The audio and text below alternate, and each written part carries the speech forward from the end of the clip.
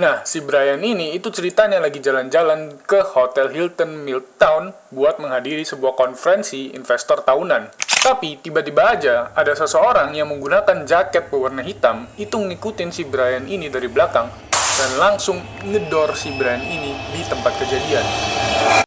Kalau ngomongin soal biaya kesehatan di berbagai negara, pasti hasilnya pada berbeda. Ada yang biaya kesehatan yang murah, kayak di India, yang biaya rumah sakit per malamnya itu cuma kisaran 70-155 ribu. Tapi juga ada negara yang biaya kesehatannya itu mahal, kayak di Amerika Serikat, yang mana biaya rumah sakit per malamnya aja itu bisa mencapai 45 juta rupiah, dan itu belum biaya-biaya lainnya. Nah, bayangin aja, hidup di negara yang biaya kesehatannya itu mahal kayak gitu.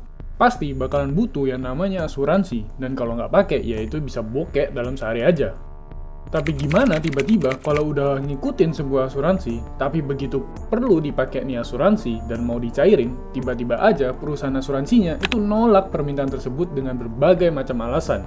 Nah, itulah hal yang sering banget terjadi di Amerika sana. Yang mana warga di sana aja itu udah sampai pada kesel sama sistem asuransi yang ada. Karena dinilai itu udah terlalu ngeribet-ribetin dan sulit banget buat dicairin. Sampai akhirnya kekesalan mereka ini terbalaskan setelah kejadian pengedoran CEO dari salah satu perusahaan terbesar asuransi di Amerika sana. Yang dilakuin sama seorang pria misterius, dan setelah kejadian ini, orang-orang ini juga bukannya menghujat si pengedor misterius tersebut, tapi justru malah mengapresiasinya. Yang udah sampai dibikin kayak kisah Robin Hood aja nih cerita. Nah, seberapa bobrok sistem asuransi di Amerika sana, dan apa motif dari pengedoran yang terjadi kemarin itu, mari kita bahas.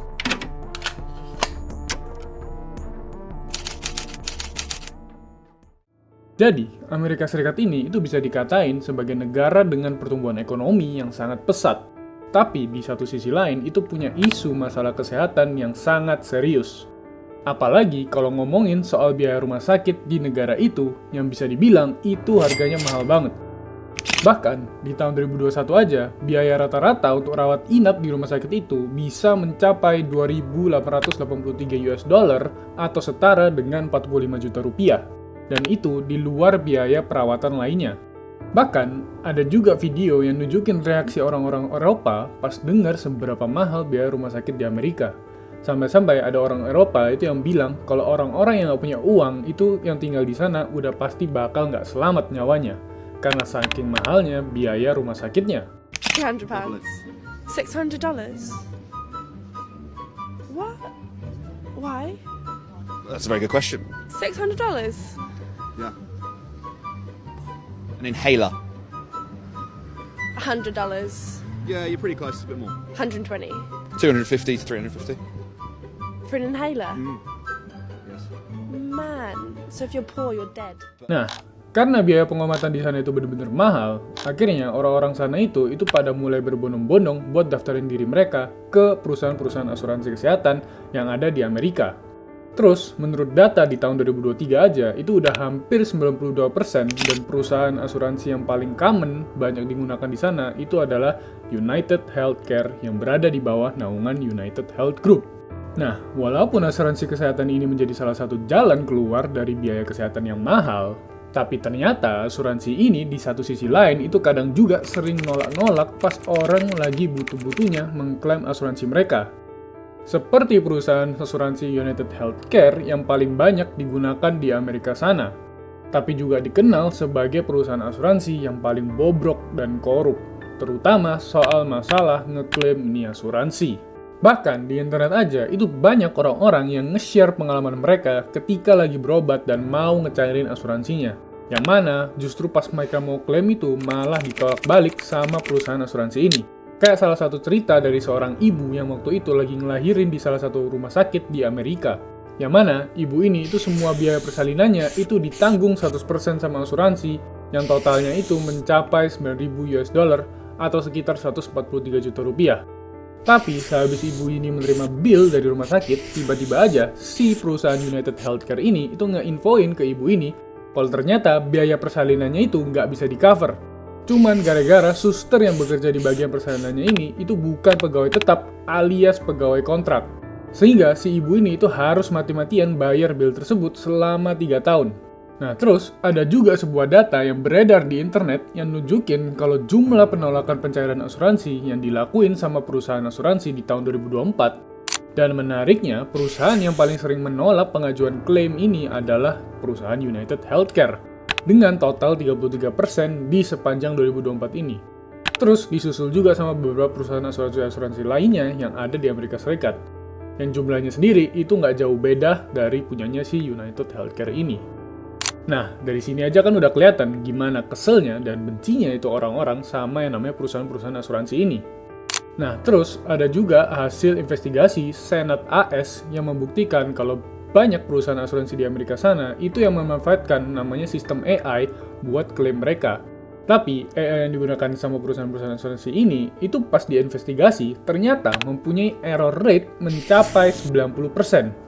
Terus ditemukan juga fakta kalau ternyata setelah penerapan AI ini, jumlah orang-orang yang ditolak klaim asuransinya itu justru malah naik dari 10,9% pada tahun 2020 menjadi 22,7% pada 2022. Udah 2 kali lipatnya.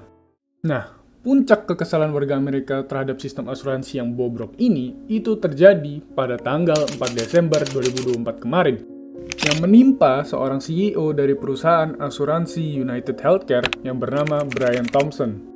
Nah, si Brian ini itu ceritanya lagi jalan-jalan ke Hotel Hilton Midtown buat menghadiri sebuah konferensi investor tahunan. Tapi tiba-tiba aja ada seseorang yang menggunakan jaket berwarna hitam itu ngikutin si Brian ini dari belakang dan langsung ngedor si Brian ini di tempat kejadian. Terus, si pria dengan jaket hitam tersebut itu langsung kabur, tapi nyawa si Brian ini itu udah nggak ketolong. Dan nggak lama setelah dilarikan ke rumah sakit, dia dinyatakan meninggal. Nah, setelah kejadian pengodoran itu, polisi pun itu menemukan peluru yang ditembakkan sama si pelaku, yang menariknya ternyata di peluru tersebut itu tertulis sebuah pesan Deny, Defend, and Depose, atau disingkat 3D. Yang mana pesan ini itu merujuk ke salah satu buku yang dirilis pada tahun 2010 dengan judul yang sama, yang mana si buku ini itu adalah sebuah kritikan terhadap sistem asuransi di Amerika yang sangat kacau dan korup. Tapi ironisnya, kabar duka CEO United Healthcare ini itu justru disambut bahagia sama beberapa orang di kalangan internet. Yang bahkan banyak orang-orang itu juga nge-share meme-meme dan kejadian pengodoran ini. Lalu, di postingan Facebook yang diunggah sama United Healthcare yang memberitakan kematian dari CEO-nya, itu justru malah mendapatkan reaksi tertawa dari banyak orang-orang. Sampai-sampai kolom komentarnya sendiri itu harus ditutup gara-gara saking banyaknya itu orang yang bukannya ngasih simpati, tapi malah ngikutin ngata-ngatain si CEO ini. Nah, nggak lama setelah kejadian pengodoran tersebut, tepatnya pada tanggal 8 Desember 2024, polisi Amerika Serikat itu akhirnya berhasil menangkap seorang pemuda bernama Luigi Mangione dalang dari pengedoran ini. Nah, penangkapan si Luigi ini terjadi di sebuah restoran cepat saji di Altoona, Pennsylvania.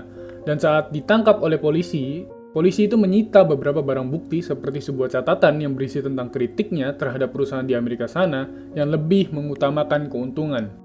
Terus, polisi ini juga menyita sebuah ghost gun milik si Luigi ini. Dan sebagai informasi, ghost gun sendiri itu memang sering digunakan untuk melakukan tindak kejahatan karena ghost gun sendiri itu nggak punya yang namanya nomor seri. Jadi, si Luigi ini itu nggak bisa kelacak sama si polisi itu sampai 5 hari lamanya.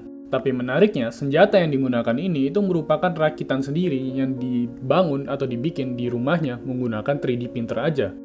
Setelah Luigi ini diinterogasi sama pihak kepolisian, ternyata motif si Luigi ini dalam melakukan pengedoran ini adalah karena merasa kesal dengan yang namanya sistem-sistem perusahaan asuransi di Amerika, yang dinilai menurutnya itu serakah dan hanya menguntungkan perusahaan aja. Sehingga si Luigi ini itu langsung nargetin yang namanya CEO dari perusahaan asuransi sebagai bentuk perlawanan dan tantangan langsung terhadap korupsi serta permainan kekuasaan yang ada di perusahaan-perusahaan asuransi di Amerika sana. Hingga sekarang si Luigi ini itu udah diamankan sama si pihak kepolisian Pennsylvania dan juga dijatuhi beberapa dakwaan, dan pastinya bakal dipenjara dalam waktu yang sangat lama. Nah, walaupun si Luigi ini telah menghilangkan nyawa seseorang, tapi menurut sebagian orang, si Luigi ini itu dianggap sebagai pahlawan. Dan di sosial media sendiri, sudah banyak ramai tagar Free Luigi sebagai bentuk protes orang-orang kepada pihak berwajib buat ngelepasin si Luigi ini dari segala bentuk dakwaan. Nah, begitulah kisah bagaimana rusaknya sistem asuransi di Amerika sana, yang sebenarnya tujuannya mungkin baik, tapi justru pas diimplementasiin di kehidupan sehari-hari, itu malah dirusak sama perusahaan-perusahaannya ini sendiri, yang rakus dan pingin keuntungan aja.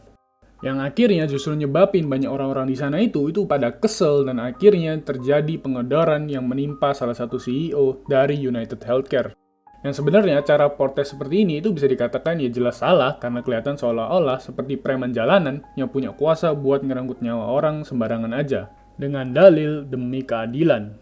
Jadi, semoga kejadian seperti ini itu nggak terjadi lagi. Dan semoga juga perusahaan-perusahaan asuransi yang ada di sana itu juga udah mulai pada sadar dan mulai memperbaiki sistem yang bobrok milik mereka ini supaya bisa ngasihin pelayanan yang sebenarnya kepada para nasabah atau masyarakatnya. Oke, terima kasih telah menonton. Kalau ada yang salah atau kurang bisa tulis di komentar. Dan jangan lupa like, subscribe, dan share kalau suka.